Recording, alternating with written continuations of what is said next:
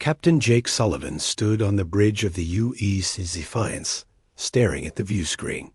300 years had passed since humans last visited this place. The star system looked different now.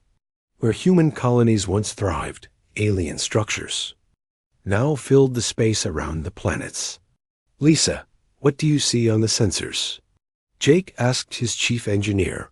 Lisa Carter checked her readings twice before answering. "Sir, there are mining stations everywhere. They've stripped 3 of our old asteroid belts completely clean. The orbital platforms around Kepler 442b are definitely not human design." Ryan Brooks, the tactical officer, shook his head in anger. "They didn't just take our worlds. They erased us completely. Look at those energy signatures. Those are Zephyrian power cores." Jake nodded grimly. The Zephyrians were a warrior race with crystal-like skin and a reputation for claiming whatever they wanted.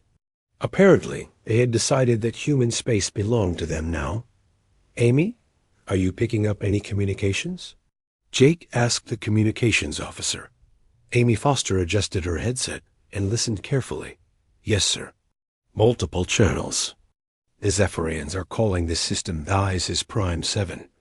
They're talking about shipping quotas and mining efficiency. No mention of humans at all." Jake felt a cold anger growing in his chest. For 3 centuries, Earth had hidden from the galaxy. They had good reasons to hide.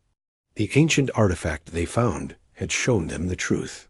The major alien powers had planned to wipe out humanity completely.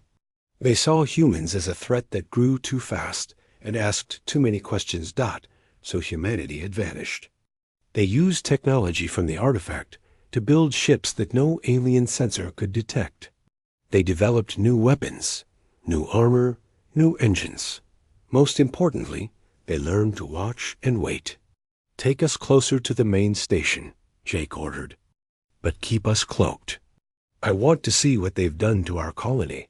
The Defiance moved silently through space. Its cloaking system made it invisible to all known alien technology. As they approached the orbital station, Jake could see the remains of human architecture built into the alien structure.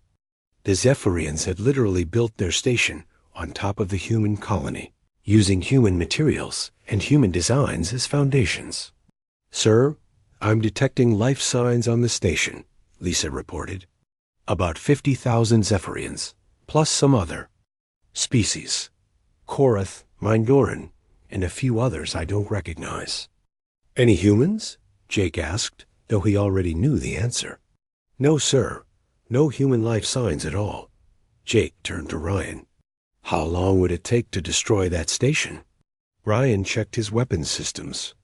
"With our new quantum torpedoes?" "About 3 minutes, sir. But there would be nothing left." "That's not what we're here for," Jake said. "We're here to gather information. Earth Command wants to know exactly what happened to our territories and who was responsible." The crew spent the next 6 hours documenting everything they could. See, the Zephyrians had built 17 mining stations in the system. They had orbital shipyards producing warships. They had turned the human colony world into a military base. Worst of all, they had built monuments celebrating their conquest of the empty human territories. "Empty territories," Amy said with disgust. "They're actually celebrating stealing our worlds." "Sir, we're receiving a transmission from Earth."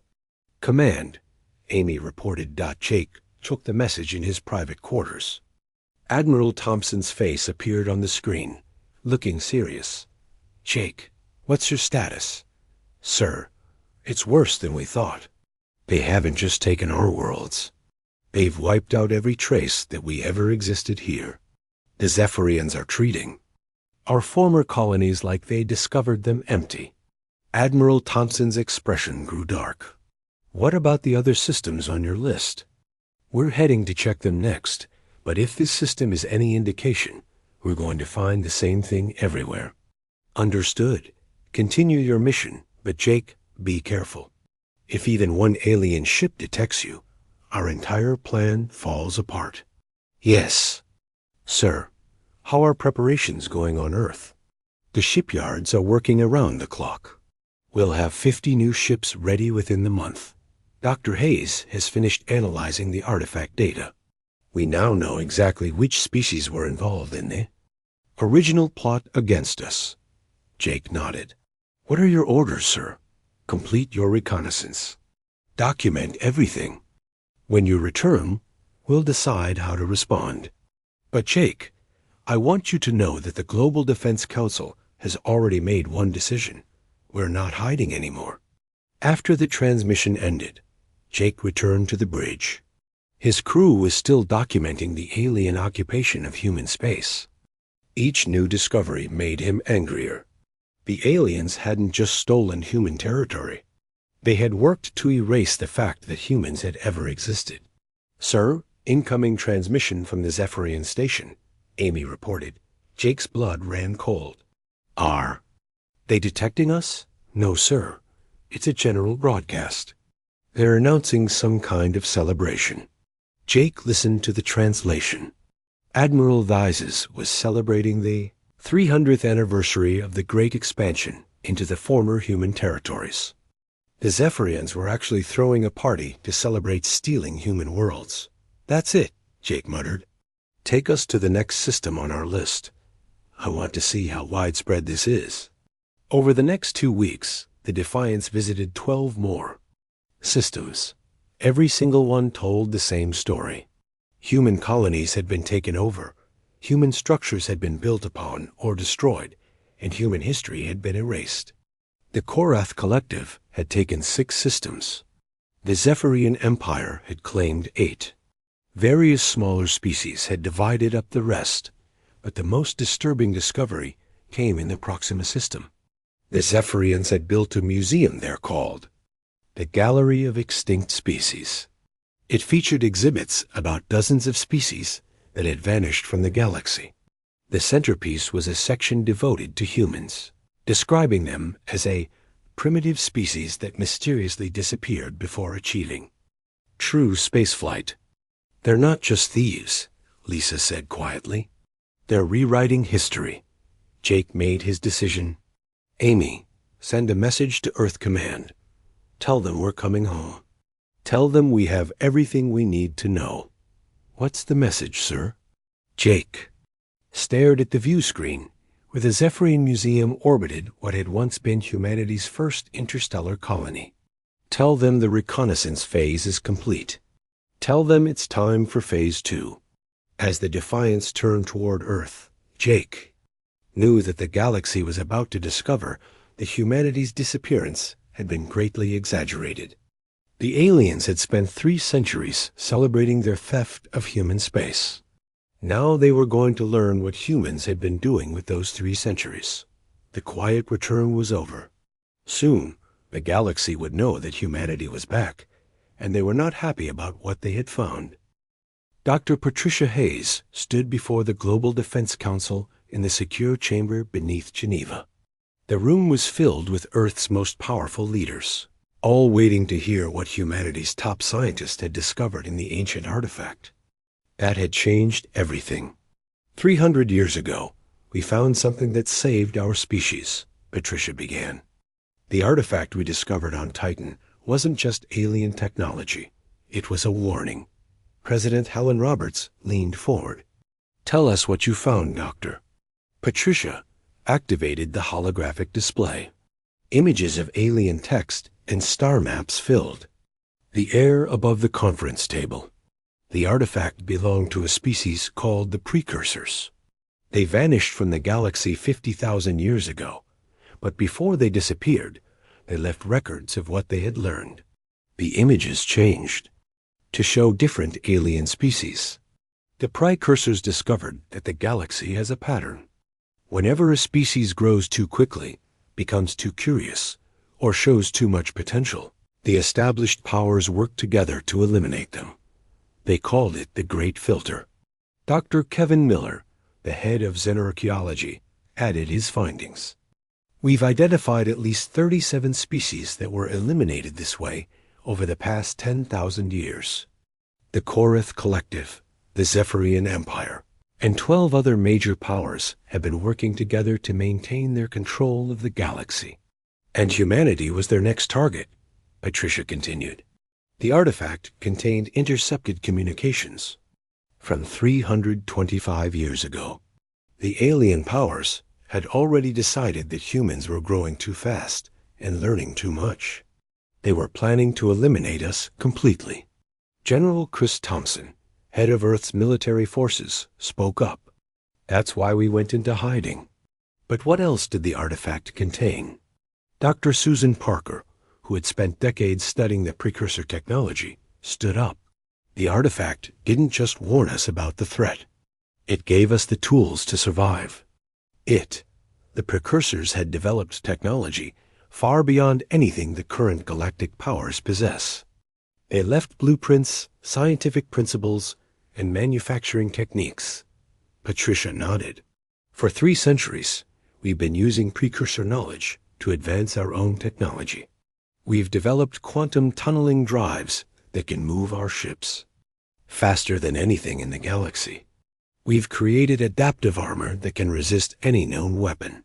Most importantly, we've perfected cloaking technology that makes us invisible to all alien sensors. President Roberts looked around the room.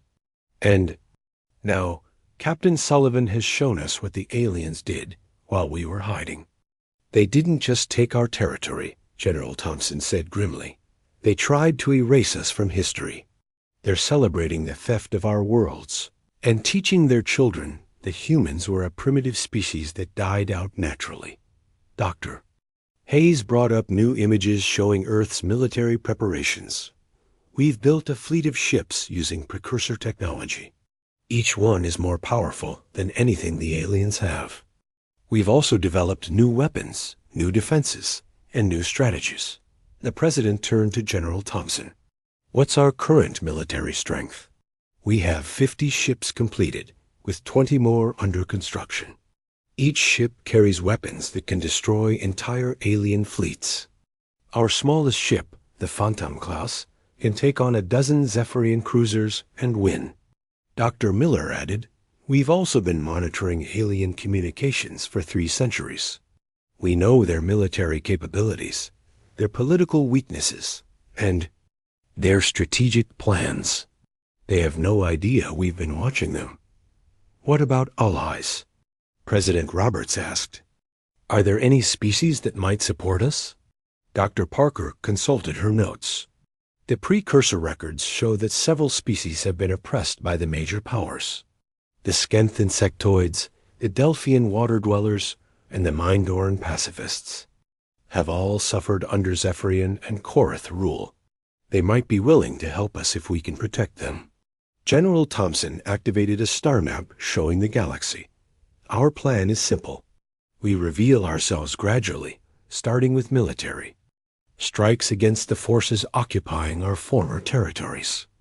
We demonstrate our technological superiority while offering terms to species that surrender. And those that refuse? The President asked. We treat them as hostile forces and respond accordingly. Dr. Hayes brought up the final set of images. There's something else the artifact revealed. The precursors didn't just disappear. They ascended to a higher level of existence. They left behind instructions for other species to follow the same path, but only if they proved themselves worthy. The room fell silent as the implication sank in. You're saying we could become like the precursors? President Roberts asked. Eventually. Yes, but first, we have to prove that we can handle the responsibilities that come with such power. We have to show that we won't become like the species that tried to destroy us. General Thompson stood up. Ma'am, Captain Sullivan's reconnaissance mission is complete. We know exactly what we're dealing with. The alien powers have 50,000 ships between them, spread across hundreds of systems. They think they're invincible because they've never faced real opposition. What do you recommend, General? We begin Phase 2 immediately. We start with targeted strikes against Zephyrian and Korath forces in our former territories. We demonstrate our capabilities while making it clear that we're not just raiders or pirates. We're the rightful owners of those systems, and we're taking them back. Dr. Hayes nodded. The precursor records show that the key to victory is not just superior technology, but superior strategy. We need to be smarter, faster, and more determined than our enemies. President Roberts looked around the room at the faces of humanities. Leadership. Gentlemen, ladies, for 3 centuries we've lived in hiding. We've built our strength, developed our technology, and prepared for this moment. The question now is simple. Are we ready to reclaim our place in the galaxy? General. Thompson smiled grimly. Ma'am, we're more than ready. We're going to show the galaxy what happens when you try to erase humanity from existence. The President made her decision. Very well. I'm authorizing Phase 2. General Thompson, you have permission to begin military operations against the forces occupying our former territories. Dr. Hayes, I want you to prepare broadcasts explaining our return to the galaxy. It's time to let them know that humanity is back. As the meeting ended, Dr. Hayes remained behind with her fellow scientists. Kevin, are you sure we're making the right choice? The precursors warned that power can corrupt even the most noble species. Dr. Miller looked at the images of human colonies that had been destroyed and human history that had been erased. Patricia, they tried to commit genocide against our entire species. They've spent 3 centuries celebrating the theft of our worlds. I think we're well past the point of peaceful negotiation. Dr. Parker agreed. The precursors left us their technology for a reason. They knew that someday a species would need to challenge the established order. Maybe we're that species. Dr. Hayes nodded slowly. Then may God help us all. Because once we start this, there's no going back. The galaxy is about to learn that humanity didn't disappear. We just got better at hiding. Outside the chamber, General. Thompson was already issuing orders to his fleet commanders. Admiral Sullivan would lead the first strike against the Zephyrian forces. Captain Walsh would command the stealth operations. Captain Anderson would coordinate the liberation of human colonies. The age of hiding was over. The age of reckoning was about to begin. Commander Zarek of the Zephyrian Empire felt proud as his patrol fleet moved through the outer edge of the Thys is Prime system. His crystalline skin glowed with satisfaction as he thought about the promotion that would surely come after this mission. His sensors had detected a small human vessel trying to sneak through Zephyrian space. Humans, he said to his bridge crew with contempt. The foolish species thinks they can hide from the mighty Zephyrian Empire. Today, we will capture the last survivors of their pathetic race. On his tactical display, he could see the human ship clearly. It was old, poorly armed, and obviously desperate. The vessel was called the Phantom, and it appeared to be carrying refugees trying to escape to the Outer Rim territories. Sir, the human ship is not responding to our demands to surrender, reported his communications officer. Of course not, Zarek replied. They know they will face justice for trespassing. In our space. Prepare boarding parties. I want the humans taken alive. The Empire will want to study the last members of their species. What Commander Zarek didn't know was that Captain Danny Walsh of the UESIS Phantom was watching him just as carefully. Danny stood on his bridge, looking completely calm as the Zephyrian ships surrounded him. They're taking the bait perfectly, Danny said to his tactical officer, Nina Bell. Are you ready for the boarding party? Nina grinned. Sir, we've been ready for this for 3 centuries. These crystal heads have no idea what they're walking into. The Phantom had been designed to look like an old human cargo ship. Its hull was scarred and dirty, its engines seemed to barely function, and its weapons appeared to be ancient human technology. But appearances could be deceiving. Sir, they're demanding we prepare to be boarded, reported Communications Officer Tony Martinez. Tell them we surrender, Danny said calmly. Let them think they've won. The Zephyrian boarding shuttles docked with the Phantom. Commander Xeric led the boarding party himself, eager to be the first Zephyrian to capture humans in over 3 centuries. He and his 20 warriors entered the ship through the main cargo bay. The humans were waiting for them. Captain Walsh stood with his hands raised, looking defeated. His crew appeared to be unarmed refugees, mostly women and children. Commander. Xeric felt a moment of disappointment. He had expected the legendary human warriors to put up more of a fight. "I am Commander Xeric of the Zephyrian Empire," he announced. "You are trespassing in our space. You will surrender your ship and submit to Imperial justice." Captain Walsh nodded sadly. "We surrender, Commander. We're just trying to find a new home for our people." "Your people are extinct," Xeric replied. Harshly, "The human territories have belonged to the Empire for 3 centuries. You are criminals and thieves." "Actually," Danny said, his expression changing completely, "I think you have that backwards." Commander Xeric suddenly noticed that the human crew was no longer looking defeated. They were smiling. The women and children he had thought were refugees were now reaching for weapons that had been hidden throughout the cargo bay. "What is the meaning of this?" Xeric demanded. "Nina, would you like to explain?" Danny asked. Chief Security Officer Nina Bell stepped forward. "Commander, you've just made the mistake of boarding a human warship. The Phantom isn't a cargo vessel. It's a Wraith-class stealth destroyer, and you've just walked into our trap." Commander Xeric tried to contact his ships, but his communication device was dead. The Phantom had been jamming all Zephyrian communications since the boarding party arrived. "Impossible," Xeric said. "Our sensors would have detected a warship." "Your sensors are 3 centuries out of date," Danny replied. "We've been watching you for the past hour, Commander. We know exactly how many ships you have, what weapons they carry, and what their weaknesses are." The cargo bay began to transform around them. Wall panels slid away to reveal advanced weapon systems. The floor opened up to show torpedo tubes and missile launchers. What had looked like a simple cargo hold was actually a sophisticated weapons bay. "You see, Commander," Danny continued, "humanity didn't disappear. We just got better at hiding. We've spent 3 centuries preparing for this moment. We've developed technology that makes your ships look like toys." Commander Xeric raised his weapon, but Nina Bell was faster.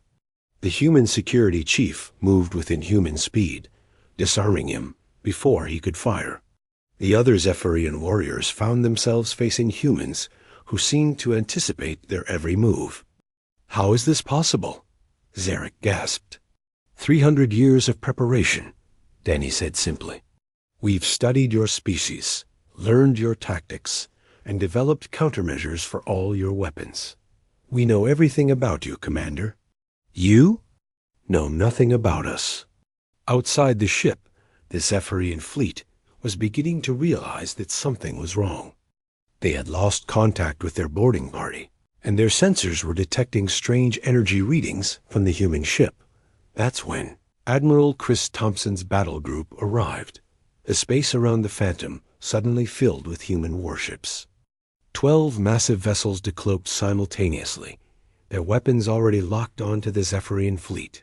The aliens found themselves surrounded by ships that seemed to have appeared from nowhere. "This is Admiral Thompson of the United Earth Space Forces," came the transmission. "Commander Xeric, you are under arrest for crimes against humanity. Your ships will surrender immediately or be destroyed." On the Phantom, Commander Xeric stared at the tactical display in horror. The human ships were unlike anything he had ever seen. They were sleek, powerful, and obviously far more advanced than anything in the Zephyrian fleet. "This is impossible," he whispered. "Humans are primitive. You barely achieved spaceflight before you disappeared." "We achieved a lot more than spaceflight," Danny replied. "We just did it quietly. Tell me, Commander, how many human colonies has your empire destroyed?" The human territories were empty when we claimed them, Zarek said automatically. Really? Then explain this. Danny activated a holographic display showing the museum in the Proxima system.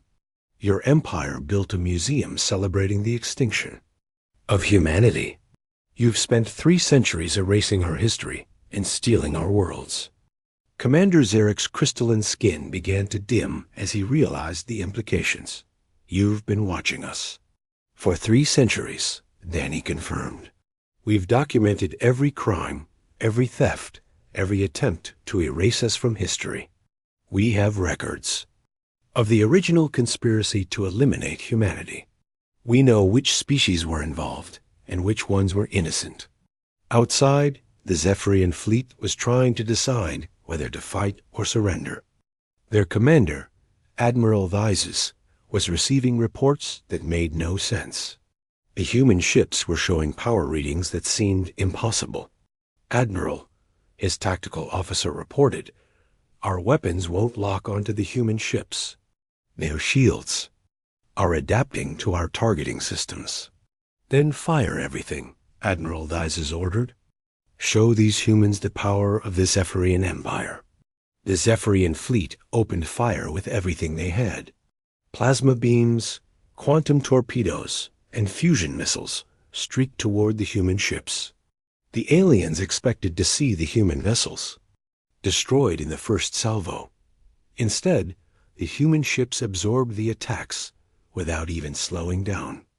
Their adaptive shields turned the alien weapons aside like raindrops. Then the humans returned fire. The difference was devastating. Human quantum disruptors tore through Zephyrian shields like they weren't there. Adaptive torpedoes found weak points in alien armor and exploited them perfectly. Within minutes, half the Zephyrian fleet was disabled. Impossible, Admiral Vyses gasped. How can 12 ships defeat an entire fleet? Because we're not the same species you tried to eliminate, came Admiral Thompson's reply. We're what humanity became when you gave us 3 centuries to prepare. The battle was over in less than an hour. The Zephyrian fleet was completely destroyed or disabled. Commander Zarek found himself a prisoner aboard the Phantom, along with his entire boarding party. What happens now? Zarek asked. Now you get to be the first alien to witness humanity's return to the galaxy, Danny replied.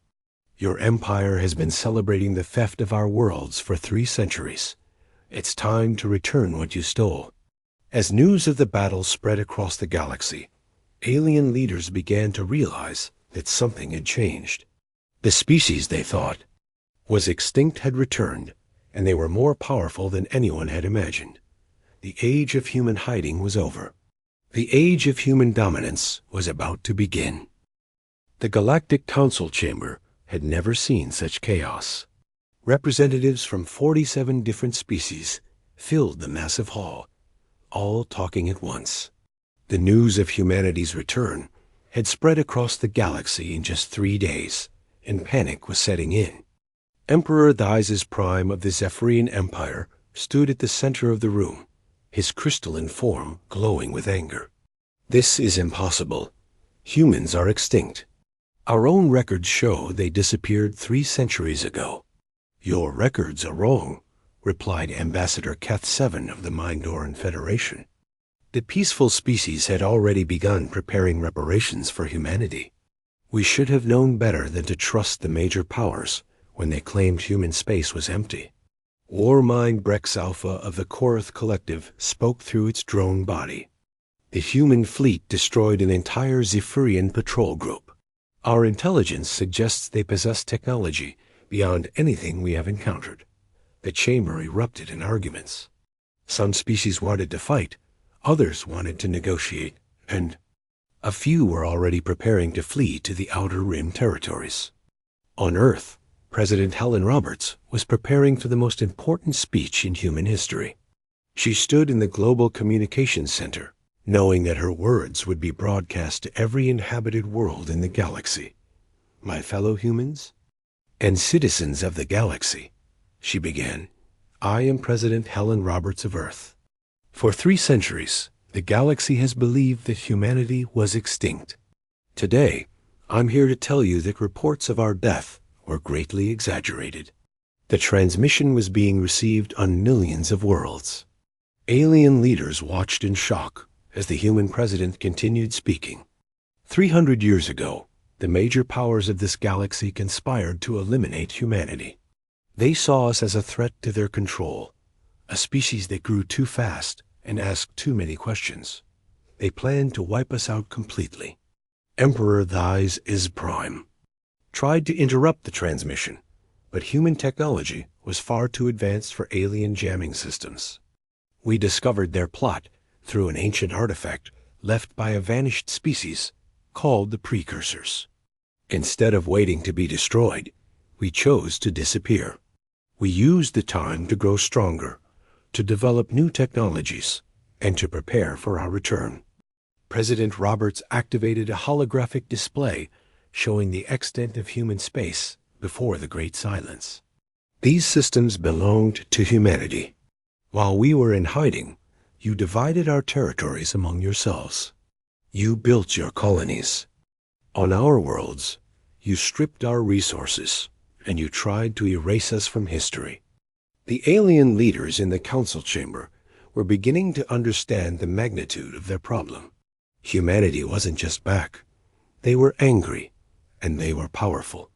We want our territories returned, President Roberts continued. We want reparations for 3 centuries of theft. Most importantly, we want trials for those who participated in the original conspiracy to commit genocide against our species. Colonel Marcus Stone was leading humanity's liberation of their former colonies. His ship, the U.E.'s Retribution, had just arrived at the Kepler system, where the Zephyrians had built their largest mining operation.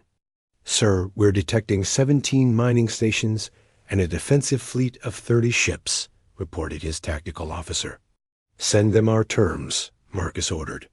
Surrender and withdraw, or be destroyed. The Zephyrian commander's response was predictable. We will not surrender to extinct primitives. This system belongs to the Empire. Then you've chosen destruction, Marcus replied calmly. The battle was even more one-sided than the first encounter. The Retribution's weapons tore through the Zephyrian fleet like they were made of paper. The mining stations were reduced to scrap metal in minutes. The few surviving aliens were taken prisoner and transported to holding facilities. Similar scenes were playing out across the galaxy. Human ships were appearing in system after system, demanding the return of their territories. Most aliens chose to fight, confident that their numbers would overwhelm the humans. They were wrong. Dr. Rachel Foster was Earth's new ambassador to the oppressed species of the galaxy. She had made contact with the Skenth, an insectoid race that had been enslaved by the Korath Collective for over a century. We offer you protection in exchange for your support, Rachel explained to Queen Scrix-9. Help us fight the Collective, and we'll guarantee your independence. The insectoid queen considered the offer carefully. The Collective has thousands of ships. How can you defeat them? The same way we defeated the Zephyrians, Rachel replied. With superior technology and 3 centuries of preparation. We've been watching the Collective just as carefully as we watched the Empire. The Skenth decision to ally with humanity was the first crack in the alien coalition. Soon, other oppressed species began reaching out to the humans, offering intelligence and support in exchange for protection. The Galactic Council was fracturing. Species that had been allies for centuries were now arguing about how to respond to the human threat. Some wanted to negotiate, others wanted to fight, and a few were secretly preparing to switch sides. Emperor Thys Prime was growing desperate. We must unite against this threat. If we allow the humans to divide us, they will conquer us all. Perhaps we should consider that they have legitimate grievances, suggested Ambassador Keth-7. We did take their territories while they were gone. They were extinct, Thys Prime roared. Dead species have no rights. But they weren't dead, or Mind Rex Alpha pointed out. They were hiding, and now they're back with technology that makes our fleets look primitive. The debate continued for hours, but no agreement could be reached. The galaxy's major powers were too proud to admit they had been wrong, too greedy to give up their stolen territories, and too afraid to face the consequences of their actions. Meanwhile, human forces were liberating more colonies every day. Each liberated world revealed new evidence of alien crimes. The Zephyrians had destroyed human archaeological sites. The Korath had strip-mined entire worlds. Smaller species had systematically erased human history from their territories. Captain Julie Anderson was commanding the liberation of the Sol 4 system, where humans had established their first interstellar research station. She was shocked by what she found. "Sir, they've turned our research station into a military academy," reported her science officer. "They're teaching their children that humans were a primitive species that died out naturally." "Not anymore," Julie replied grimly. "Prepare landing parties. We're taking our station back." The assault was swift and decisive. Human soldiers, equipped with advanced armor and weapons, overwhelmed the alien defenders in minutes. The military academy was shut down, its alien students and teachers taken prisoner. But the most shocking discovery came in the academy's library.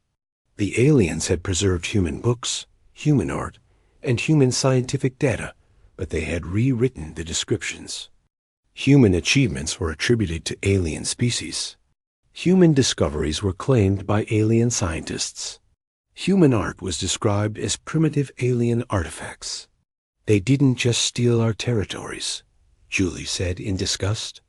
"They stole our entire civilization and claimed it as their own." As news of these discoveries spread to Earth, human anger reached a boiling point. The aliens hadn't just committed theft and genocide. They had committed cultural genocide, trying to erase humanity from the historical record. President Roberts made another broadcast to the galaxy.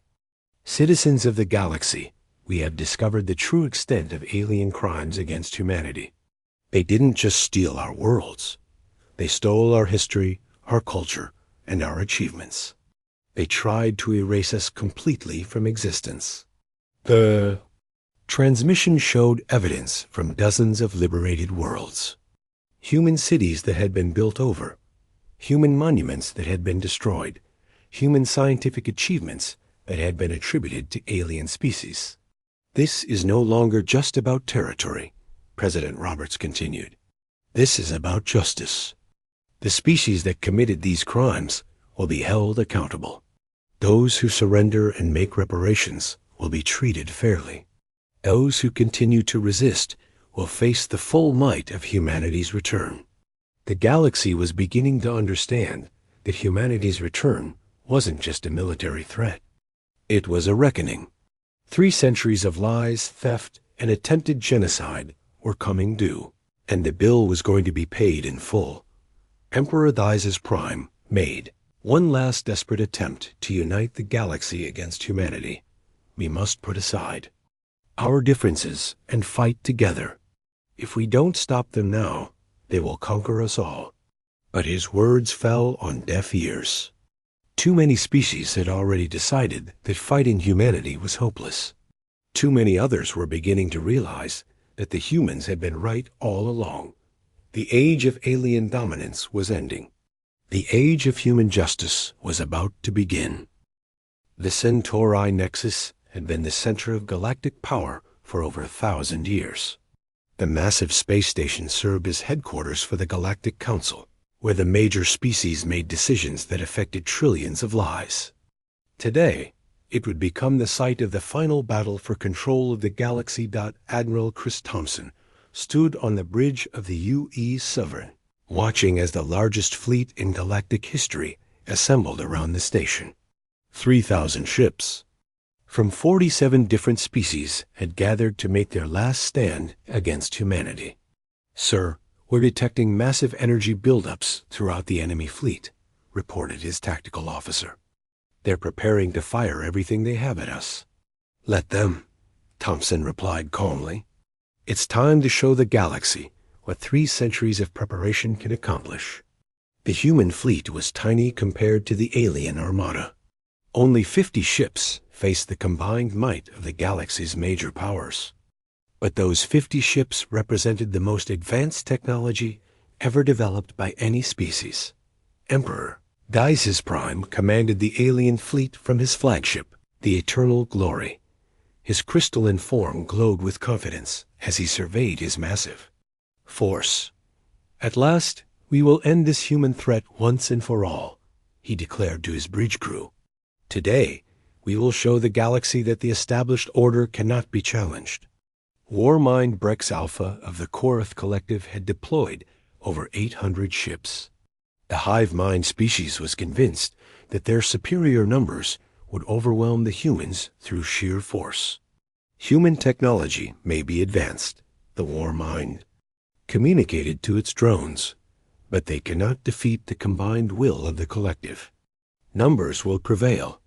Captain Julie Anderson commanded the UES Vanguard, one of humanity's newest ships. Her crew was ready for the battle that would determine the future of the galaxy. Major Tony Gibson had prepared boarding parties, while Lieutenant Commander Alex Turner coordinated the tactical systems. "Sir, the alien fleet is moving into attack formation," reported Turner. "They're spreading out to try to surround us." "They still don't understand," Julie said with a slight smile. "They think this is going to be a normal space battle." Admiral Thompson opened communications to the entire alien fleet. "This is Admiral Thompson of the United Earth Space Forces. You are guilty of theft, genocide, and crimes against humanity. Surrender now, and you will be treated fairly. Continue to resist, and you will be destroyed." Emperor Daises Prime's response came immediately. "We will never surrender to extinct primitives. The galaxy belongs to the established powers. Attack!" The alien fleet opened fire with everything they had. 3,000 ships unleashed a barrage of weapons that should have been enough to destroy a small moon. Plasma beams, quantum torpedoes, fusion missiles, and particle cannons all converged on the human fleet. The humans didn't even try to dodge. Their ships simply absorbed the attacks, their adaptive shields turning aside the alien weapons like they were toys. Not a single human ship was damaged. "Impossible," whispered the Zephyrian tactical officer. "Nothing can withstand that much." "Firepower. Now it's our turn," Admiral Thompson said calmly. All ships opened fire. The human response was devastating. 50 ships fired weapons that made the alien barrage look primitive. Quantum disruptors tore through enemy shields like paper. Adaptive torpedoes found weak points in alien armor and exploited them perfectly. Gravity pulse cannons crushed entire ships with artificial black holes. Within the first minute, over 200 alien ships were destroyed. The survivors watched in horror as their most powerful vessels were reduced to scrap metal by weapons they couldn't even understand.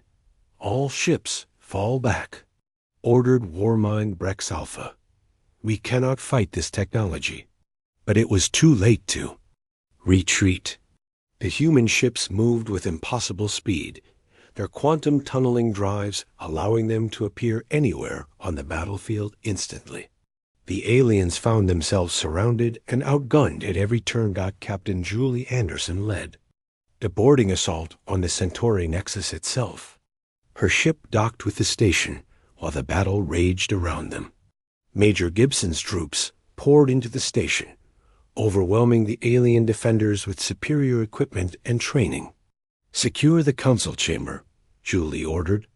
"I want the alien leaders captured alive." The human soldiers moved through the station like ghosts. Their adaptive armor made them nearly invisible, while their weapons could punch through any known material.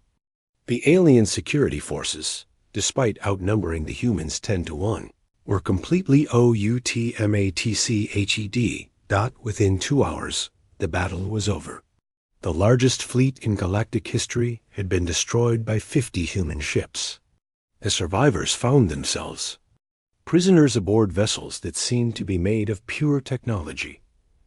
Emperor Thais' Prime was brought before Admiral Thompson in chains. His crystalline skin had lost all its glow, dimmed by defeat and despair. "How?" was all he could manage to say. "3 centuries of preparation," Thompson replied. "While you were celebrating the theft of our worlds, we were learning from the species that came before you. The precursors left us more than just technology. They left us wisdom." War Mind Brex Alpha's drone body had been captured intact. The hive mind spoke through its mechanical representative. "What do you intend to do with us?" "Justice," Thompson said simply. "You will stand trial for your crimes. Those found guilty will face appropriate punishment. Those who cooperate will be treated with mercy." The trials began immediately. The evidence of alien crimes was overwhelming. 3 centuries of theft, genocide attempts, and cultural destruction were laid bare before the galaxy. Some species, like the peaceful Mindorans, were cleared of all charges. Others, like the Zephyrian Empire and Korath Collective, faced complete restructuring of their governments.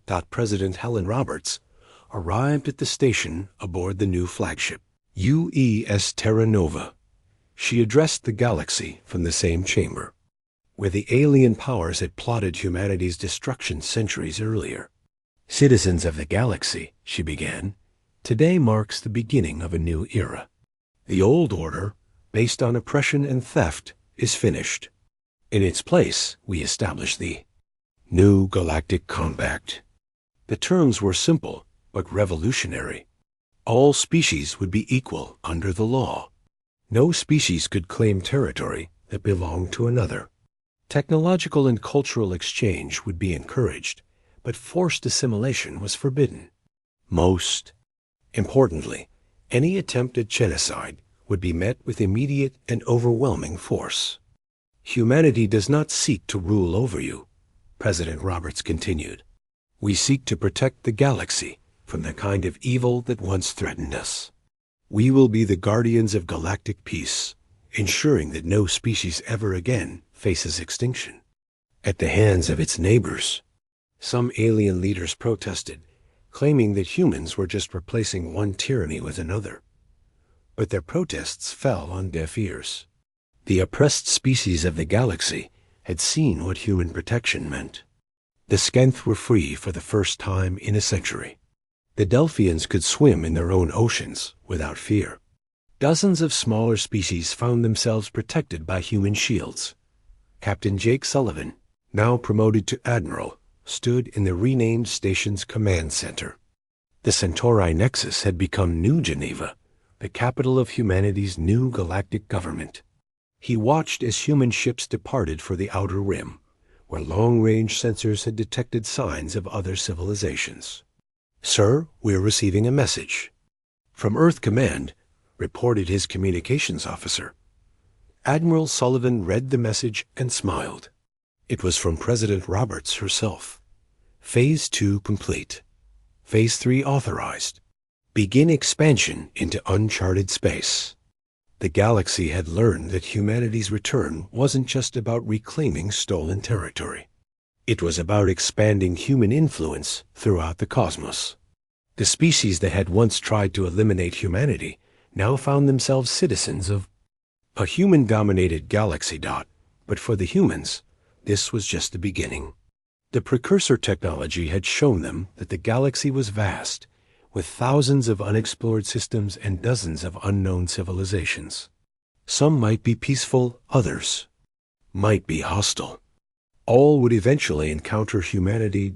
Emperor Thais' Prime, now a prisoner awaiting trial, was allowed to watch as human ships departed for unknown space. "You think you've won," he said to his human guard. "But there are powers in the galaxy, far greater than the Zephyrian Empire. They will not tolerate your expansion." The human guard, Lieutenant Sarah Mitchell, smiled at the former emperor. "Sir, with respect, that's exactly what we're counting on. Humanity works best when we have a challenge to overcome. As the human fleet disappeared into the unknown regions of space, the established civilizations of the galaxy began to understand a fundamental truth about their new overlords. Humanity didn't just want to reclaim their old territories, or even dominate the known galaxy. They wanted to explore, to grow, to push the boundaries of what was possible. They had spent 3 centuries in hiding, learning, and preparing. Now they were ready to show the entire universe what a determined species could accomplish. The age of human expansion had begun. The galaxy would never be the same again, not in the young depths of space. Ancient powers that had slumbered for millennia began to stir. They had felt the vibrations of the great battle at Centauri Nexus. They knew that something had changed in the galactic balance of power. Soon they would discover that the small, resilient species called humanity had not